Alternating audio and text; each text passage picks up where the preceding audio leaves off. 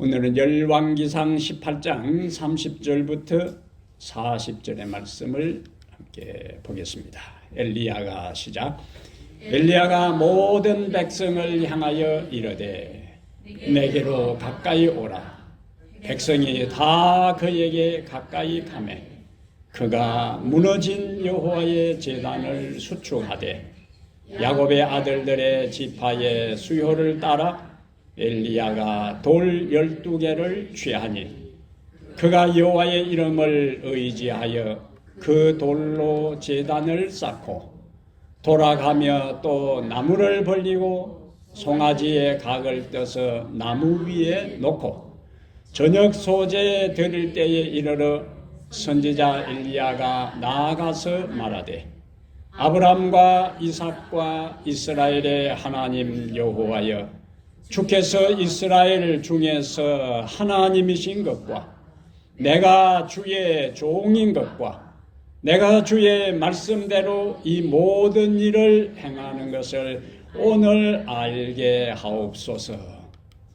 여호와여 내게 응답하옵소서. 내게 응답하옵소서.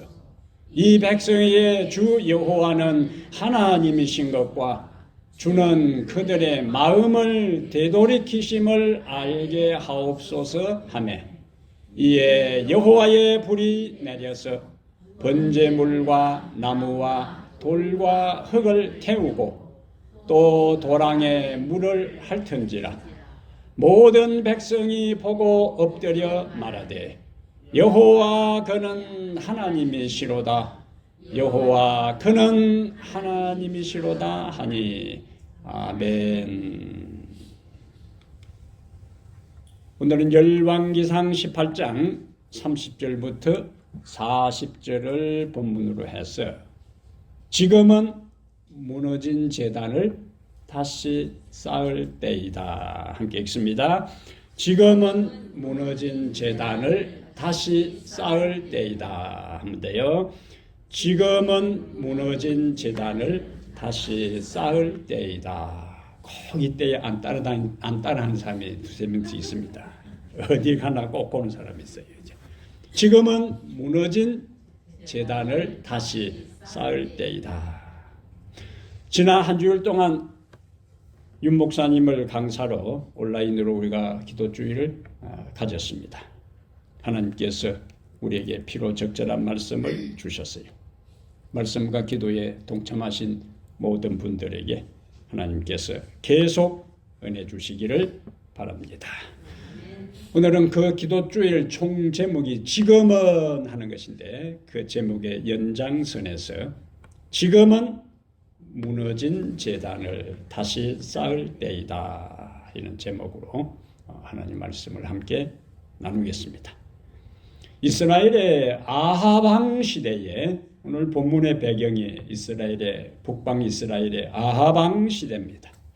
우상 숭배가 만연했으니 온 나라에 우상의 제단이 세워지고 하나님의 제단은 회파된 상태에 있었습니다. 바알신입니다.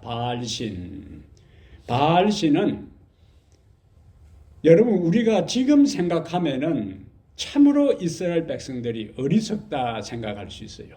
멍청하다 생각할 수 있어요. 도저히 이해가 안 된다고 생각할 수 있습니다. 이게 바알신입니다. 그 다음에 여기 바알신이죠. 바알이라 하는 것은 주인, 소유자라 하는 뜻인데 이 자연, 비, 바람, 폭풍을 주관하는 풍요의 신입니다. 남신이요. 이 바알의 아내가 아스다롯입니다. 땅신이요.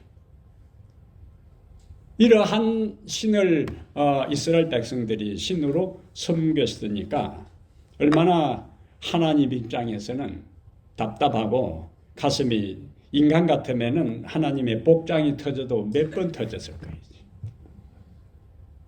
이런 망국적 상황에서 하나님께서 엘리야를 우상 숭배의 죄 때문에 앞으로 수년 동안 비도 이슬도 내리지 아니하리라 하는 경고를 했습니다.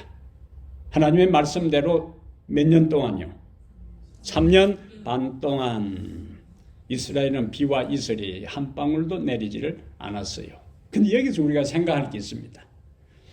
하나님께서 이스라엘을, 우상 숭배한 이스라엘을 심판하는, 징계하는 여러 가지 방법이 있을 수 있는데 하필이면은 왜 비도 내리지 아니하고 이슬이 내리지 않게 하셨을까?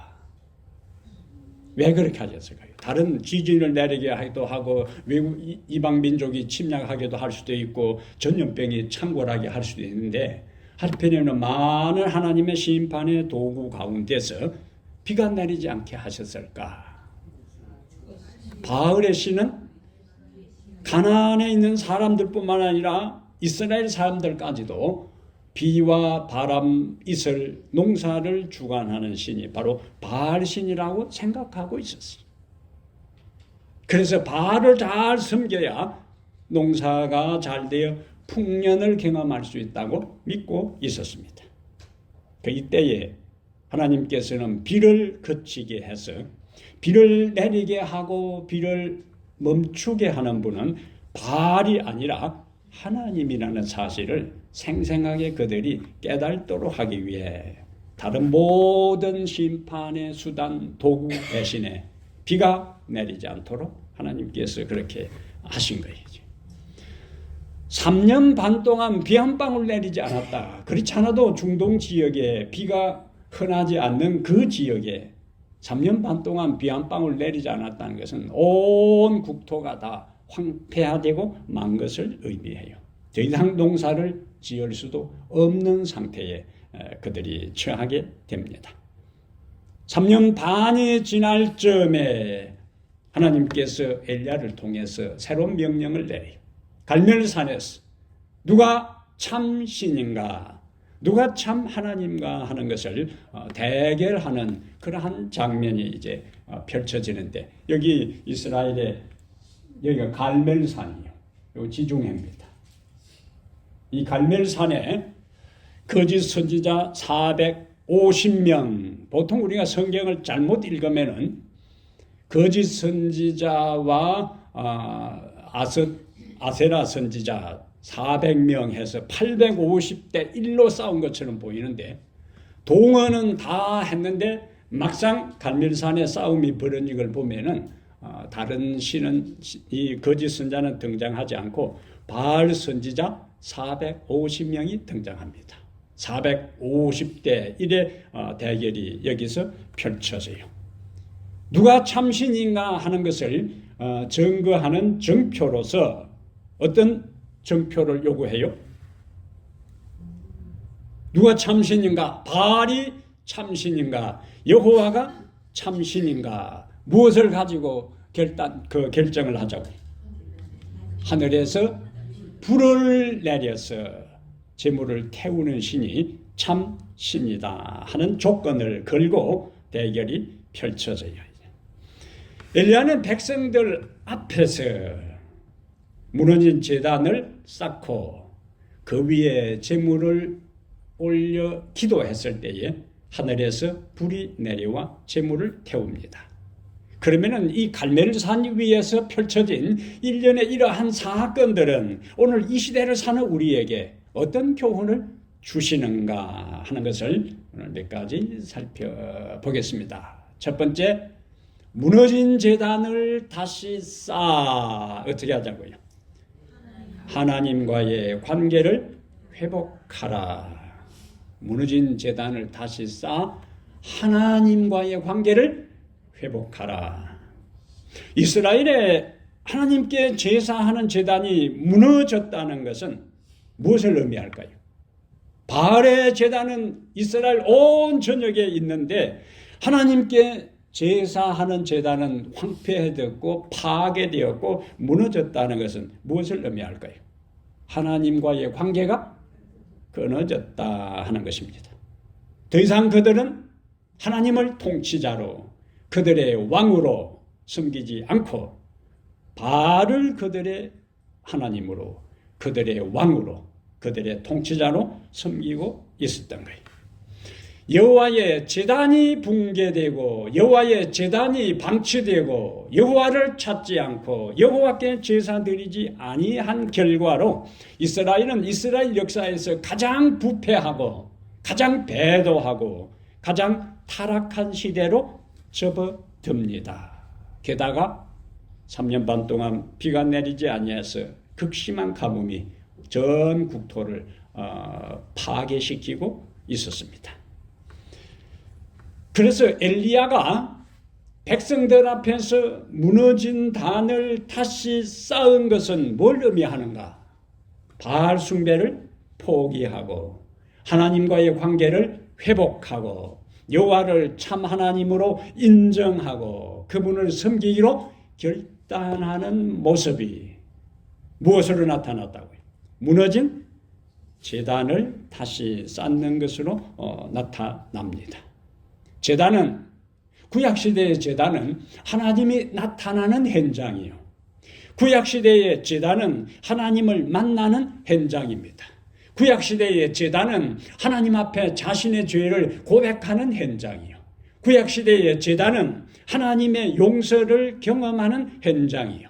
구약시대의 제단은 자신의 삶을 전적으로 누구에게? 하나님께 헌신하는 현장이 바로 제단이에요. 그렇다면 오늘 이 시대에 우리의 제단은, 내 인생의 제단은 어떤 상태에 있는가? 무너져 있는가? 방치되어 있는가? 회파되어 있는가? 그럼 어떤 제단인가? 오늘날 여러분과 제가 살아가는 이 시대의 제단은 말씀의 제단이에요. 기도의 제단이에요. 예배의 제단이에요. 이것이 바로 오늘 이 시대에 우리가 다시 쌓아야 할 제단입니다. 말씀의 제단, 기도의 제단, 예배의 제단, 나아가서 헌신의 제단, 재물을 다 태우는 것은 하나님께 우리의 인생을 다 바친 의미가 구약시대에 있었어요. 이스라엘에 왜 기근이 생겼는가? 이스라엘이 왜 도덕적으로 타락했는가? 하나님과의 관계가 깨어져서 그런 거예요.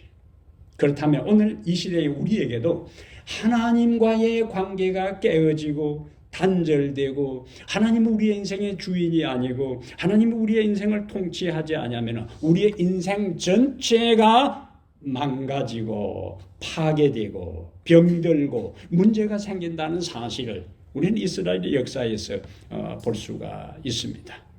왜 극심한 가뭄이 생겼다고요? 하나님과의 관계가 깨어지고 하나님을 더 많이 하고 하나님을 섬기는 대신에 다른 신을 섬기는데 그들이 열성을 내었기 때문에 그래요. 하나님과의 영적 관계가 우리의 인생의 전부를 좌우합니다. 그러면 내가 지금 하나님께로 내 인생의 방향이 맞추어져 있는가? 나의 인생의 우선순위가 하나님이신가 하는 것을 무엇을 통해 알 수 있는가? 24시간 가운데 평균적으로 3분의 1은 우리가 잠자는 데 보내요.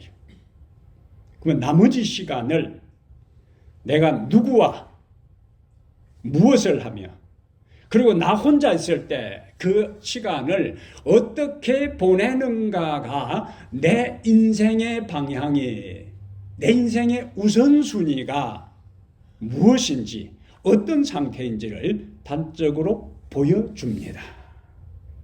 내가 누구와 더불어 내가 무엇을 하며 내가 홀로 있을 때 그 시간을 어떻게 보내느냐가 내가 지금 영적으로 어떤 상태에 있는지를 보여준다. 그거예요. 내 인생의 방향이 어디를 향하고 있는가 하는 것을 단적으로 보여주는 것입니다. 그것이 내 영적 재단이 지금 제대로 하나님 앞에 쌓은 상태에서 살아가고 있는지, 나도 모르게 그 재단이 서서히 붕괴되고 무너지고 있는지를 우리에게 보여주는 기준이 되는 거예요. 정표가 되는 것입니다. 자, 이스라엘에 기근이 생겼어요. 그러면 기후제를 지날 것이 아니라 누구를 찾아야 되는가? 하나님을 찾아야 되는 거예요. 왜 기근이 생겼는가 하는 것은 원인이 있을 것이다. 그 원인을 어디에서 찾아야 되는가? 영적으로 하나님과의 관계에서 확인해야 하는 것입니다.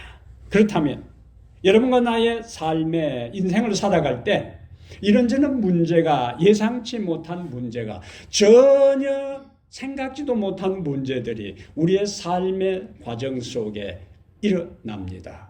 그때에 제일 먼저 우리가 해야 할 것은 문제를 바라보지 말고 나와 하나님과의 영적 상태를 점검하는 것이 제일 먼저 해야 할 우선순위입니다.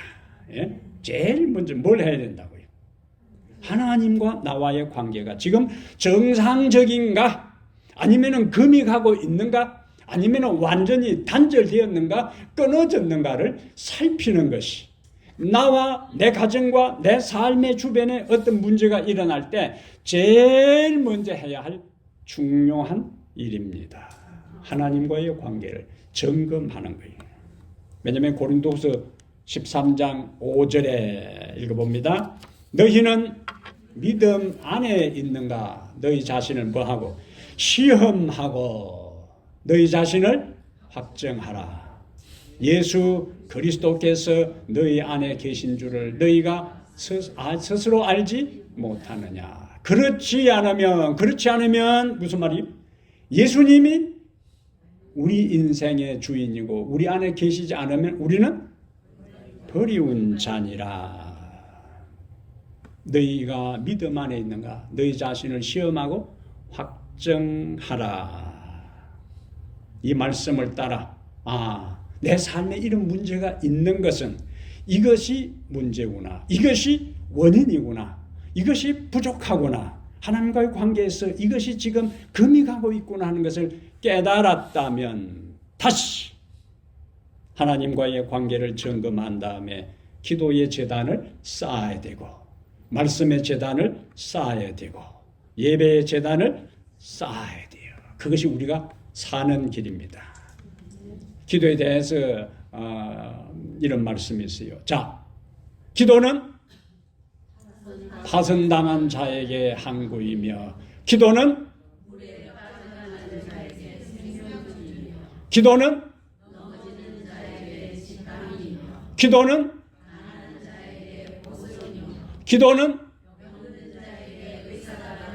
기도는 우리에게 축복의 길을 내며 환난의 구름을 헤쳐낸다. 아멘.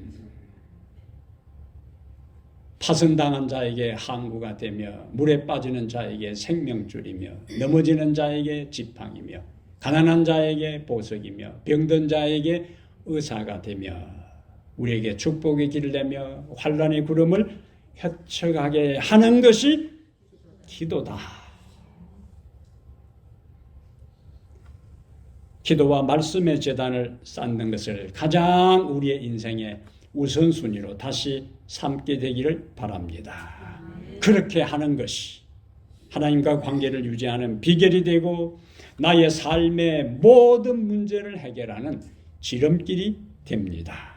말씀과 기도와 예배와 헌신의 제단을 다시 쌓아 하나님과의 관계를 회복하는 여러분들이 되기를 바랍니다. 두 번째, 무너진 제단을 다시 쌓고 어떻게 해야 된다고요? 자신을 산 제물로 하나님께 드리라. 엘리야는 무너진 단을 쌓은 다음에 그 위에 송아지로 각을 뜨고 이 나무 위에 제물을 드렸어요. 구약 시대에는 제물을 드릴 때에 정결한 제물을 드렸습니다. 짐승을 가져오면 제사장이 다 검사를 했어요. 왜냐하면 소 한 마리 바치고 양 한 마리 또 염소 한 마리 바칠 때에 그것이 자기 재산에서 사라지니까 가끔 사람들이 얍삭한 사람들이 어떻게 했는가? 다리 부러진 거, 병든 거, 비루먹인 거 이런 거 가져오는 거예요. 어차피 태울 거 그렇게 해서 가져오면은 제사장이 다 검사해서 완전하지 아니한 짐승들은 다 제물로 바치지를 않았습니다. 자, 구약시대의 제물을 하나님께 드릴 때에 제사장이 다 검사해서 온전한 제물만 드렸는데 이 제물은 누구를 가리킨다? 예수 그리스도를 상징했기 때문에 흠없고 점없는 예수 그리스도를 상징했기에 그 제물도 제사장이 다 검사를 한 것입니다.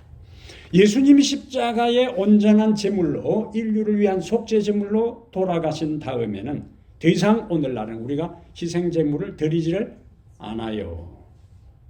그렇다면 오늘 우리가 더 이상 희생 제물을 드리지 않기 때문에 본문에서 엘리야가 단에다가 희생 제물을 드린 이것은, 이 행동은, 이 절차는 우리에게 무엇을 의미하는가? 그래서 로마서 12장 1절 2절에 우리가 외운 말씀이요. 그러므로 형제들아, 시작. 그러므로 형제들아, 내가 하나님의 모든 자비하심으로 너희를 권하노니 너희 몸을 하나님이 기뻐하시는 거룩한 산 제물로 드리라. 이는 너희가 드릴 영적 예배니라. 아멘. 오늘 신약 시대에는 하나님께서 제물을 드리는 대신에 뭘 드리라고요? 우리 몸을. 그리고 제물은 산채로 드리지 않고 구약 시대 제물은 죽여서 드렸습니다. 그러나 신약에 와서 우리 몸을 하나님이 기뻐하시는 거룩한 산 제물로 드리라. 이는 너희가 드릴 영적 예배니라. 여기 영적 예배라 하는 이 말은 원래 헬라어에서 영적 예배는 신령한 예배라기보다 합당한 예배, 합당한 예배, 참되고 사리에 맞는 예배라 하는 의미입니다. 그럼 우리 몸을 산 제물로 드려라 하는 것은 우리의 삶 자체가, 우리의 일상의 생활이 하나님께 드려지는 제사, 예배가 되어야 된다는 거예요. 이것을 예배의 생활화, 생활의 예배화, 예배와 삶이 분리된 것이 아니라 예배 들으면서 들은 말씀대로 이제는 일상의 삶에 돌아가서 하나님의 그 말씀을 따라 살아가는 삶을 거룩한 산 제물로 하나님께 드리는 예배가 되는 것입니다. 그것을 하나님은 뭐 하신다? 기뻐하신다는 거예요. 교회 와서 말씀 듣고 찬양하고 기도하고 아멘 했는데 나가자마자 그냥 누가 차 좀 끼어들었다 해가지고 입에서 쉬어 나오고 이러면은 그냥 곤란하다 그거야지. 예배 드린 대로 우리의 일상의 삶에서 살아가는 것이 우리 몸을 하나님께 산 제사로 드리는 삶이 되는 거예요. 자칫 잘못하면 교회 안에서의 우리의 모습과 교회 밖에서의 우리 모습이 이율배반적으로 분리될 수 있습니다. 그런데 하나님은 우리의 삶이 일치되기를 원해요. 일치되기를 원합니다. 들은 말씀을 따라 살아가야 되는 거예요. 저는 설교한 대로 살아가야 되는 거예요. 여러분들은 말씀을 들은 대로 살아가야 되고 저는 여러분들에게 말씀을 선포한 대로 살아가야 되는 거예요. 일주일에 성경도 보지 않으면서 여러분들에게 성경을 읽으시라, 기도하지도 않으면서 기도하라, 그 하나님 앞에 그렇게 할 수가 없잖아요. 기도하라고 여러분들에게 이야기하면 저도 기도하면서 기도하라고 이야기해야 되고, 말씀의 제단을 쌓으라고 이야기하면은 제 개인이 말씀과 가까이 살면서 그렇게 살아야 되는 거예요. 삶과 예배, 예배와 삶, 예배하는 생활의 예배화, 우리의 몸을 거룩한 산제물로 드리는 삶이요. 그것을 하나님께서 어떻게 하신다? 기뻐하신다. 근데 바울은 로마서 12장 3절에 가서 구체적으로 우리의 삶에서 어떻게 우리 몸을 하나님이 받으실 만한 산제물로 합당한 예배를 드릴 수 있을까? 거기서 너희는 이 세대를 본받지 말고, 나오죠. 이 세대를 본받지 말고, 이 세대를 본받지 말고 무슨 의미일까요? 이 세대를 본받지 마는 게 뭔 말인지를 알아야 본받지 않을 거 아니에요.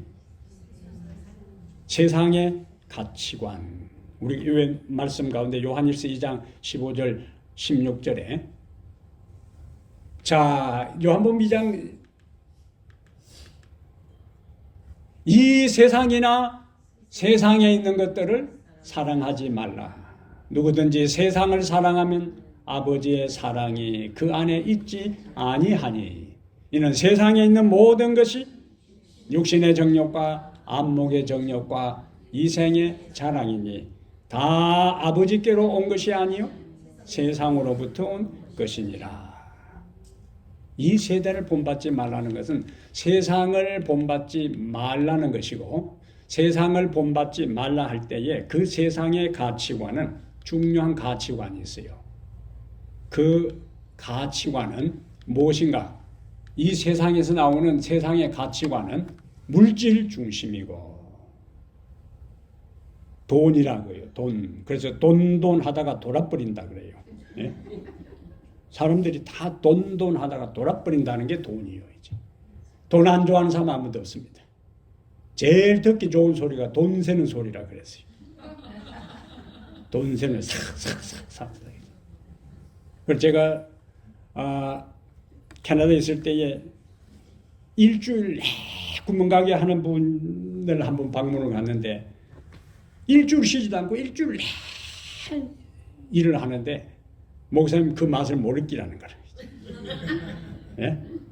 캐시 받아 가지고 저녁 딱 마치고 집에 가서 와이프하고 돈 싹싹싹 셀 때 그 기분.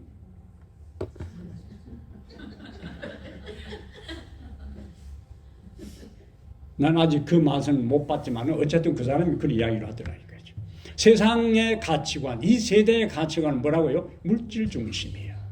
돈이면 다 된다 하는, 그래서 뭐니 해도 머니가 최고다 이렇게 이야기하는 거예요. 두 번째는 현세 중심입니다. 내일 어떻게 되든지 오늘 먹고 마시자. 현세 중심이요. 세상적 가치관이. 이 세대의 가치관이. 그 다음에 쾌락 중심입니다. 그 다음에 자기 중심이에요. 하나님이 자기 인생의 중심이 아니고 자기가 인생의 중심이에요. 내가 하고 싶으면 하고 내가 하기 싫으면 마는 거예요. 그래서 이전에는 교회 안에 신앙을 하는 사람들이 내가 내키지 않고 내가 하고 싶지 않아도 하나님의 말씀이면 자신의 인생을 하나님의 말씀에 굴복시켰는데 오늘날에는 세계적인 추세가 하나님의 말씀이라 할 때에 내가 하고 싶으면 하고 하나님의 말씀이라도 하기 싫으면 안 해버립니다. 자기 중심이에요. 죄의 핵심이 자기요.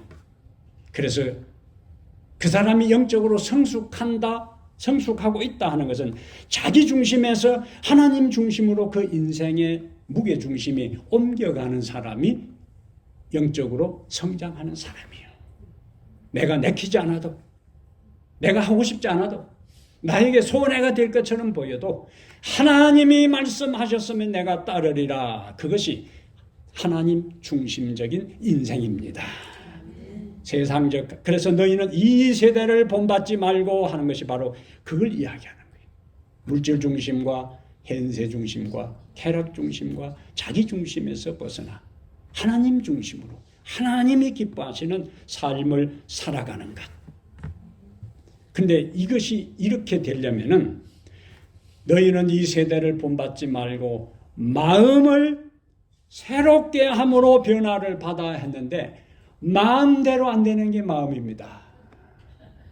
마음대로 안 되는 게 마음이요.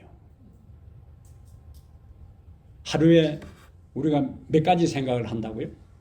5만 가지 생각을 하고 하루에 몇 번 바뀐다고요? 12번 바뀌는 게 마음이요. 마음.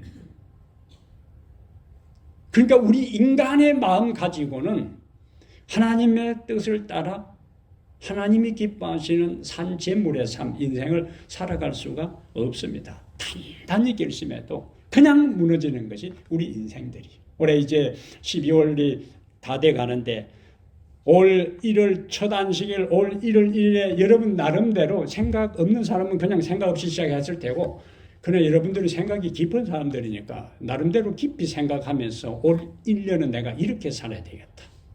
다른 사람과 자녀와의 관계, 부부와의 관계, 이웃과의 관계, 내 직장 동료와의 관계, 하나님과의 관계에 있어서 내가 이렇게 살아야 되겠다고 나름대로 뭐 했다고요? 결심을 했어요. 결심을, 혈서는 안 썼다 할지라도 나름대로 굳게 결심을 했는데 그게 얼마나 가더요? 예? 그게 얼마나 가요? 자, 1년이 다 돼가는 이 시점에 내가 올해 2023년 1월 1일 첫날 내 스스로 하나님 앞에 결심한 것이 그 리스트 가운데 몇 개나 지금까지 그대로 실천하고 있을까? 후회 막심한 것들이 많이 있는 게 우리의 연약한 인생들이요. 대부분 작심삼일로거든요. 매달 제가 일일 영적 생활에 대해 나눠주지만은 몇 사람이나 눈을 살 아래로 내리 감는 사람들, 안 하는 사람들. 네? 부지런히 그걸 내가 타이핑을 해서 카피를 해서 나눠줘도 받아서 집에 그냥 들고 가는, 안 하는 사람들이 그래도 꼭 잘 들고 가니까 그래도 다행이에요. 난 안 하니까 안 가져갈래요. 아니고 주는 대로 꼭 받아가고 기억절도 전혀 애우지도 않으면서 나눠주면 꼭 챙겨가는 사람들인데 챙기라도 가세요. 그래야지 한 번이나 뒤다볼 수 있으니까.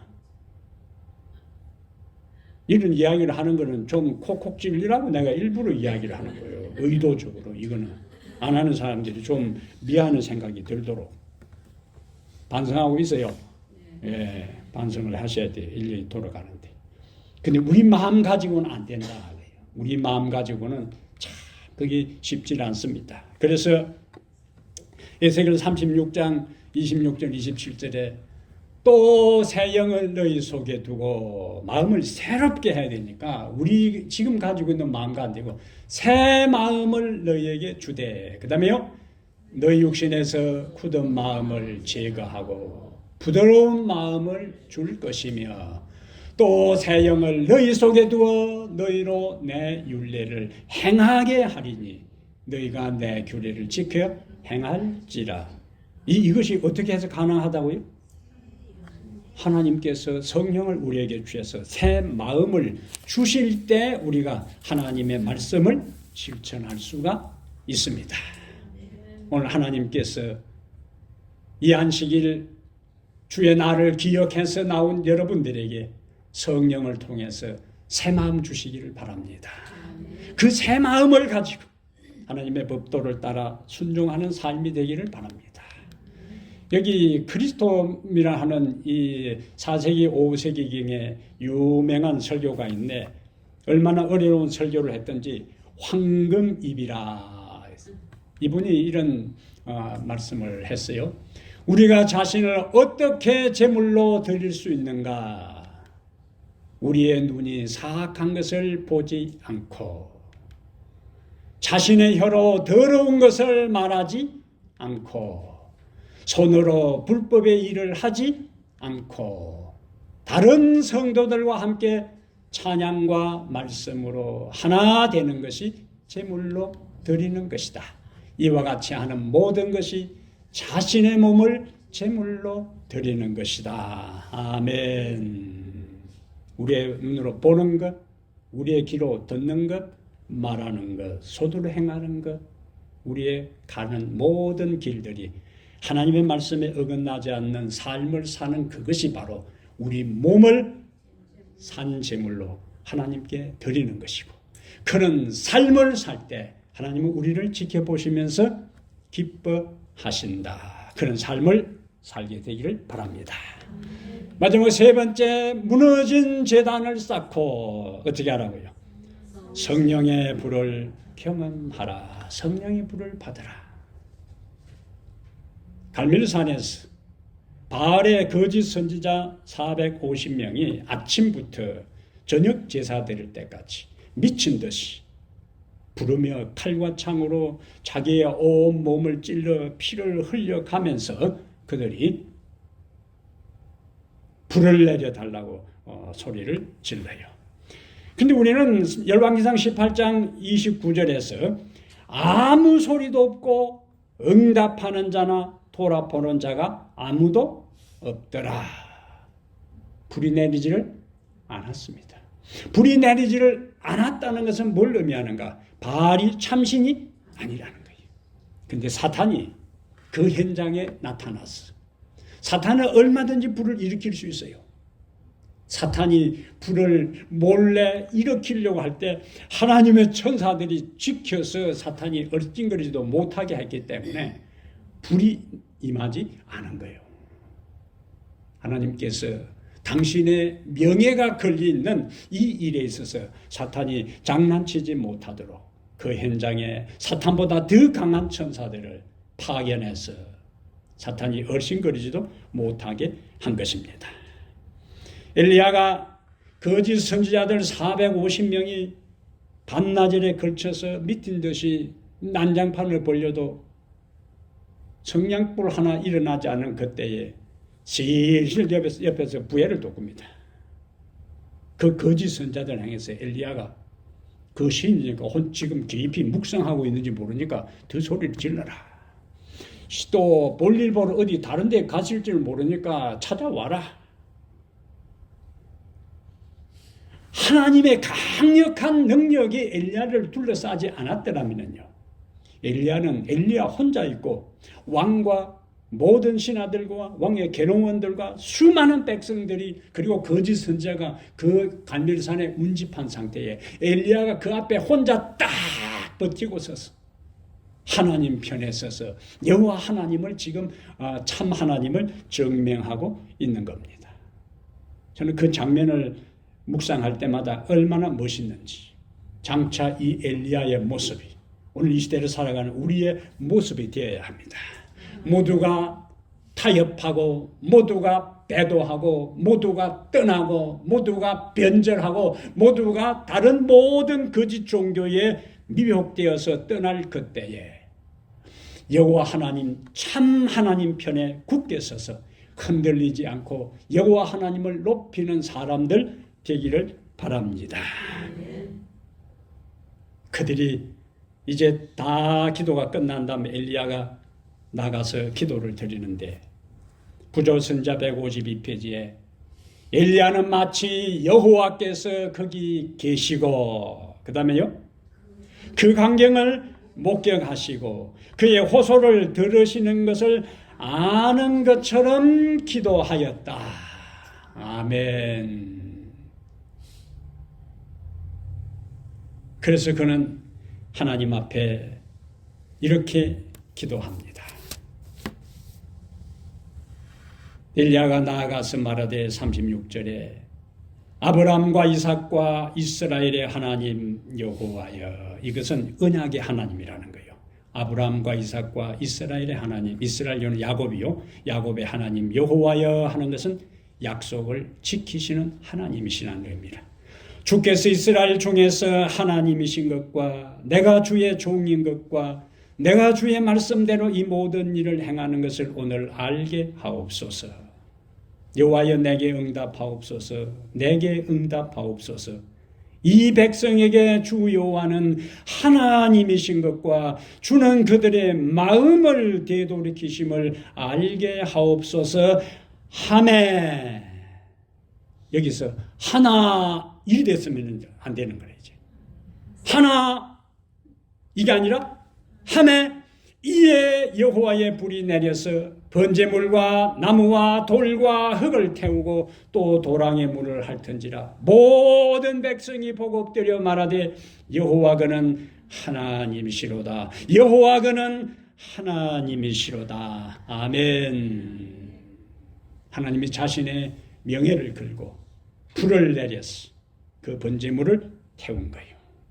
하나님이 높임을 받으시고 하나님의 참 하나님임이 드러나게 된 것입니다. 이러한 역사는 바로 사도행전 2장의 오순절날 기도하는 성도들에게 불로 그들에게 성령이 임하셔서 능력으로 그들은 복음을 전하는 사람들이 될 수 있었습니다. 오늘 이 시대에 우리에게 그와 같은 능력이 필요합니다. 지금 우리의 눈물은 말랐고 기도는 무능력하고 마음은 차갑게 굳어 있습니다. 영적 능력을 상실하고 무기력과 침체에 빠져 있어요. 성령의 불이 우리에게 임해야 합니다. 우리가 부흥을 원하고 변화를 경험하고 능력 있는 그리스도인 되기를 원한다면 제단을 다시 쌓아야 합니다. 기도와 말씀의 제단, 회개와 헌신의 제단을 다시 쌓아야 합니다. 우리 자신을 산 제물로 그분께 드리고 성령의 불을 갈망해야 합니다. 우리가 눈물로 그 제단을 적실 때에 하늘의 불이 임할 것입니다. 그 불이 우리의 모든 죄를 태우고 세상에서 하나님의 자녀답게 살 수 있는 힘과 영혼을 구원하는 능력을 주실 것입니다. 지금 무너진 제단을 쌓아 이런 모든 은혜와 축복을 경험하는 성도들이 되기를 주의 이름으로 축복합니다. 아멘. 자비하신 우리 아버지, 주께서 우리를 부르시고 우리 자신을 주님께 산 제사로 드리도록 오늘 우리를 헌신하는 마음을 허락하여 주시니 감사합니다. 우리의 말씀의 제단이, 주님께 기도하는 제단이, 예배하는 제단이 방치되어 있고 무너져가고 있고 회파되어 있는지 살피게 해 주시옵소서. 우리의 삶과 우리 가정과 내 인생에 이런저런 문제가 연속하여 생길 때에 그 문제의 원인이 무엇인지를 영적인 측면에서 살펴 주님께로 더 가까이 가는 저희들 모두 되게 해 주시옵소서. 그리고 이곳에서 예배 드린 대로 우리의 삶의 현장에서 말씀을 따라 살아감으로 주님을 기쁘시게 하는 성도 되게 해 주시옵소서. 이제 한 해가 얼마 남지 않았습니다. 유종의 미를 거두게 하시고 하나님께서 우리에게 새 마음을 주셔서 하나님의 말씀을 따라 순종하고 행할 수 있는 주의 종들 되게 하옵소서. 우리 주 예수님 이름으로 기도하옵나이다. 아멘.